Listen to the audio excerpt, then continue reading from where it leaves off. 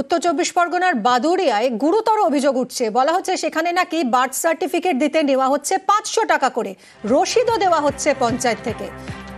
অনুপম আমাদের প্রতিনিধির সঙ্গে কথা বলবো। অনুপম, এ তো গুরুতর অভিযোগ, এই অভিযোগ কে করেছেন, কি অভিযোগ করা হচ্ছে?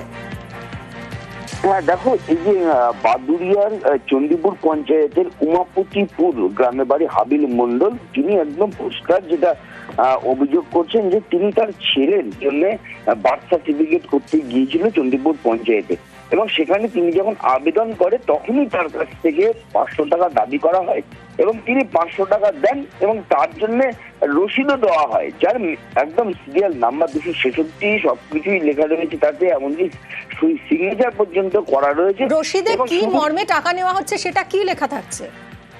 হ্যাঁ দেখো, সেখানে যেটা লেখা রয়েছে যে জন্ম সার্টিফিকেটের জন্য ডোনেশন বাবদ পঞ্চায়েতকে 500 টাকা দেওয়া হয়েছে। এরকম ভাবে কি টাকা নিতে পারে পঞ্চায়েত? বার্থ সার্টিফিকেট তো ফ্রিতে দেওয়া হয়। তবে একদমই বার্থ সার্টিফিকেট এবং ডেথ সার্টিফিকেট এই দুটোই কিন্তু পঞ্চায়েত আইন, সরকারি যে আইন আছে, পুরো ফ্রিতে। এখানে কিন্তু কেউ কোনো টাকা নিতে পারবে না।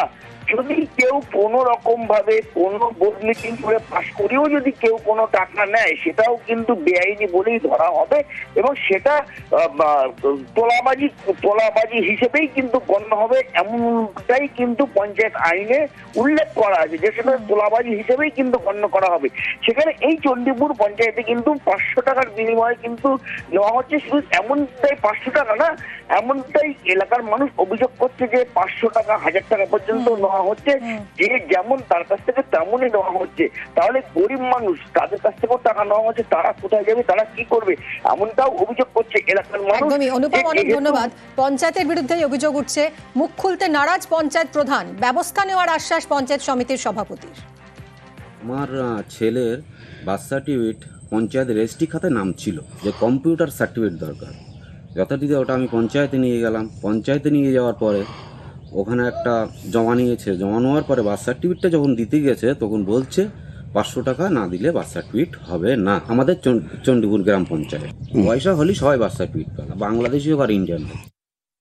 এটা ঠিক, চণ্ডীপুর পঞ্চায়েত থেকে বার্থ সার্টিফিকেট, ডেথ সার্টিফিকেট নিতে গেলে টাকা দিতে হচ্ছে এবং সেটা 500 টাকা থেকে শুরু, সেটা আরও বেশিও আছে। তো সাধারণ মানুষের ক্ষেত্রে খুবই অসুবিধা হচ্ছে, তারা টাকাটা পাবে কোথায়? এটা সম্পূর্ণভাবে বেআইনি এবং অবৈধ।